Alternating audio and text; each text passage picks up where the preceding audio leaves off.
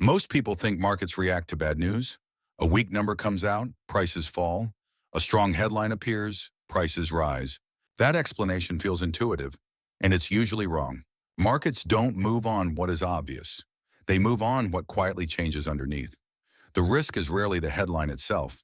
The risk is what the headline reveals about structure, incentives, and constraints that were already in place. When it comes to government debt, the common assumption is simple. High debt is a problem waiting to be solved. The debate focuses on when it will be paid down, how much it costs, and who is to blame. But that framing misses something more important. In modern financial systems, debt is not just a liability, it is also a foundation. It functions as collateral, as a store of value, and as a core asset held by banks, pensions, insurers, and central institutions. Entire markets are built on its existence. So the question worth asking is not, how big is the debt? It's what role does that debt play in keeping the system operating? When markets begin to reprice risk, they are rarely reacting to the size of a number. They are responding to shifts in confidence about how that structure functions under stress. And those shifts tend to happen quietly, long before they show up in headlines. As of the most recent reporting period, global debt stands at approximately $315 trillion, according to aggregated data from institutions such as the Institute of International Finance, IIF. This figure includes government debt, corporate debt, and household debt, and is equivalent to roughly 3 times global GDP. In the United States, total federal debt has risen to approximately $38 trillion. This figure has increased steadily over the past decade, with notable acceleration following the 2020 pandemic response, during which fiscal spending expanded sharply and was partially financed through debt issuance. Japan's government debt is approximately $9 trillion, representing one of the highest debt-to-GDP ratios among developed economies. The majority of this debt is held domestically by Japanese institutions, including pension funds, insurance companies, and the Bank of Japan. Across Europe, sovereign debt levels remain elevated.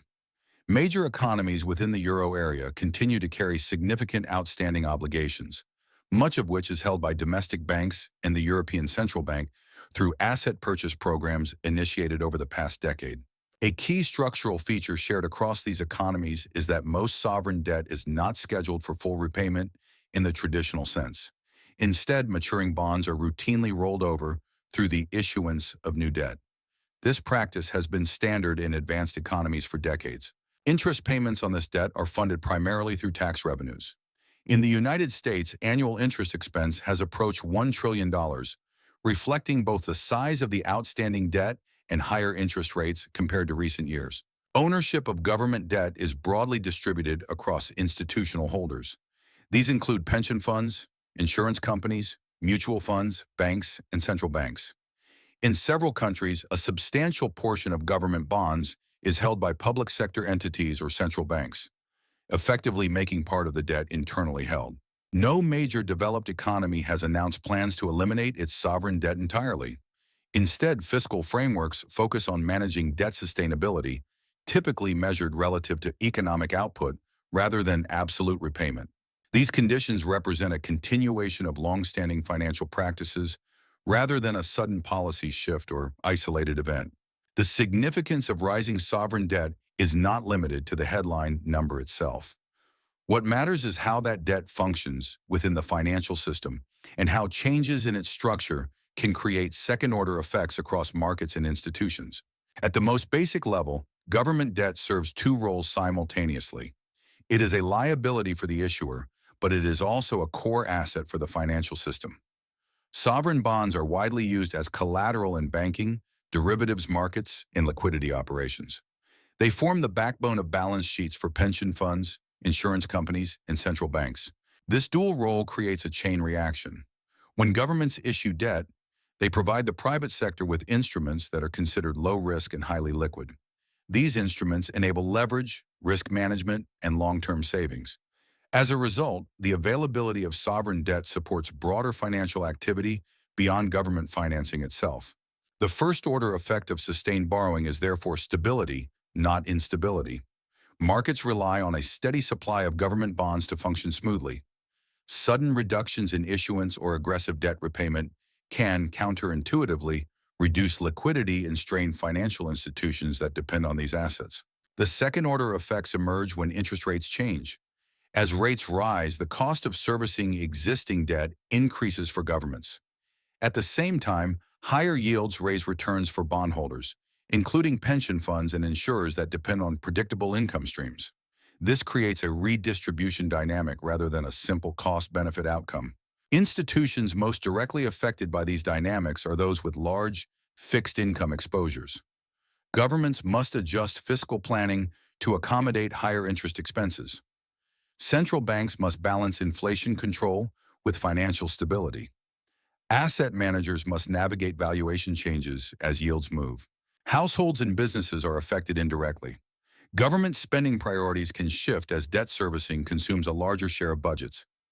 Credit conditions may tighten if higher sovereign yields transmit into private borrowing costs. Importantly, these effects unfold gradually. They are not typically triggered by a single announcement or data release. Instead, markets respond to evolving expectations about sustainability, policy coordination, and institutional capacity to manage debt over time. This is why debt levels alone rarely cause market disruption. Stress emerges when participants reassess how the system absorbs that debt through taxation, inflation, growth, or financial repression, and whether those mechanisms remain credible under changing economic conditions. Understanding these cause and effect relationships is essential for interpreting market behavior beyond short-term price movements.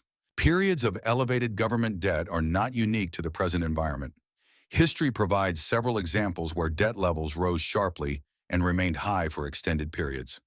What matters is not the similarity of outcomes, but the conditions that existed before those outcomes occurred. One frequently cited comparison is the period following World War II. Public debt in advanced economies surged as governments financed wartime production and post-war reconstruction. In the United States, federal debt exceeded 100% of GDP. Rather than being rapidly repaid, that debt declined gradually relative to economic output through a combination of economic growth, moderate inflation, and stable financial conditions. Another relevant period is the 1970s, when inflation eroded the real value of outstanding debt.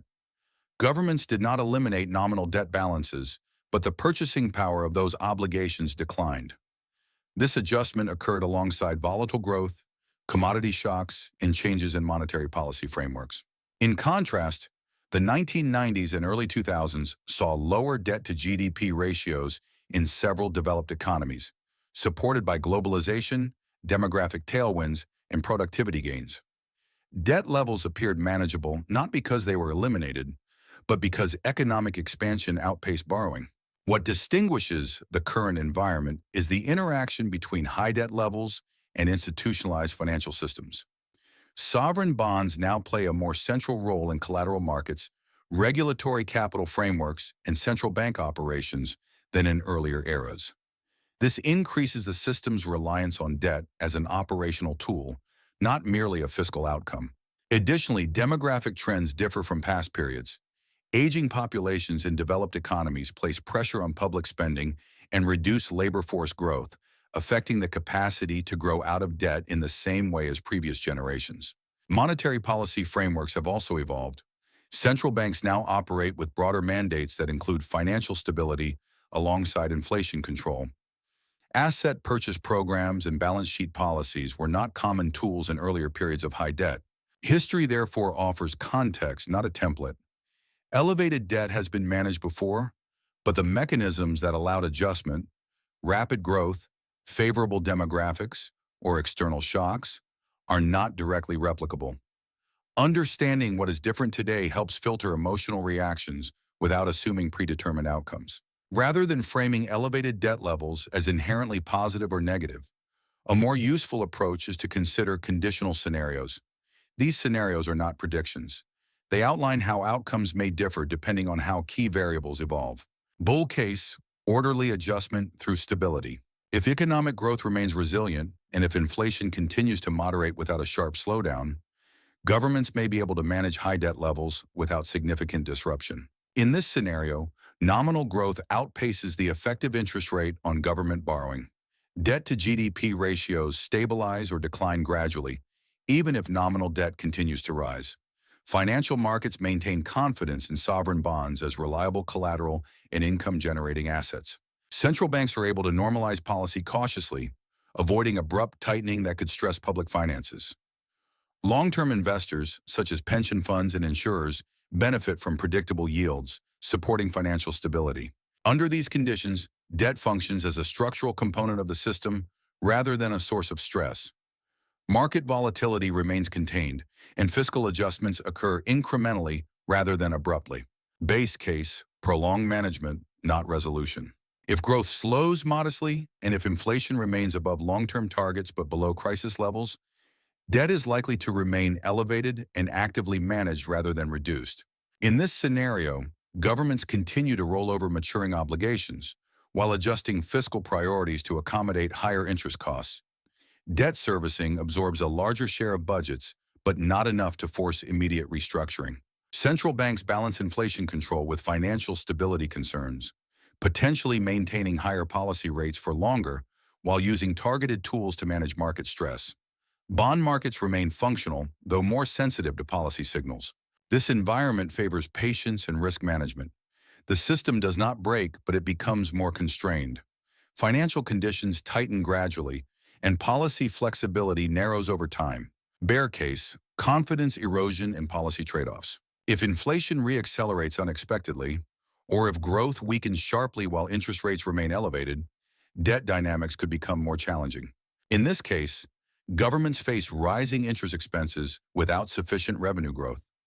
Markets may demand higher yields to compensate for perceived risk, increasing refinancing costs. Policy trade-offs intensify between inflation control, fiscal support, and financial stability. Central banks may be forced to intervene more directly in bond markets to prevent disorderly conditions. Such actions could stabilize markets in the short term while raising longer-term questions about policy credibility. The defining feature of this scenario is not immediate default, but confidence management. Stress emerges if investors begin to question how debt will be absorbed through taxation, inflation, or financial repression, rather than whether it will be paid in full. These scenarios illustrate why debt outcomes are path-dependent. Small changes in growth, inflation, or policy coordination can materially alter trajectories over time. Viewing debt through a probabilistic lens reduces emotional bias and highlights the importance of monitoring conditions rather than reacting to headlines. When assessing how elevated debt interacts with markets, the most useful signals are not headlines or absolute debt figures. What matters are indicators that reveal stress, accommodation, or shifts in confidence across the system. One of the first indicators is the U.S. dollar index, DXY.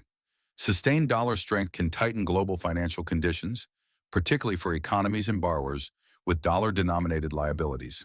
Conversely, a stabilizing or weakening dollar often signals easing external pressure and improved liquidity conditions.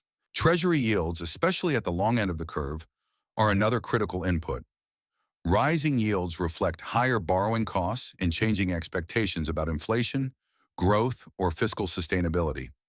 The shape of the yield curve also provides information about how markets are pricing future economic conditions rather than reacting to current data alone. Inflation metrics such as CPI and PCE remain central, not because of their monthly volatility, but because of how they influence policy reaction functions. Persistent inflation above target constrains central banks' flexibility, while sustained disinflation can reopen policy options even in high-debt environments. Market liquidity and volume offer insight into stress before it becomes visible in prices. Deteriorating liquidity, wider bid-ask spreads, or declining participation often precede larger moves. These signals matter more than day-to-day price fluctuations. Positioning and open interest help identify where risk is concentrated. When leverage becomes crowded on one side of the market, small policy or data surprises can have outsized effects.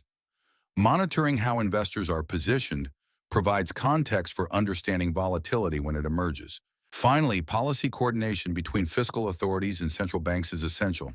Clear communication and credible frameworks reduce uncertainty even when debt levels are high. Breakdowns in coordination tend to amplify market reactions regardless of underlying fundamentals. Taken together, these indicators form a process rather than a prediction. They help identify changes in conditions early, allowing for disciplined responses rather than reactive decisions. High levels of government debt are often discussed as if they represent a single, imminent risk.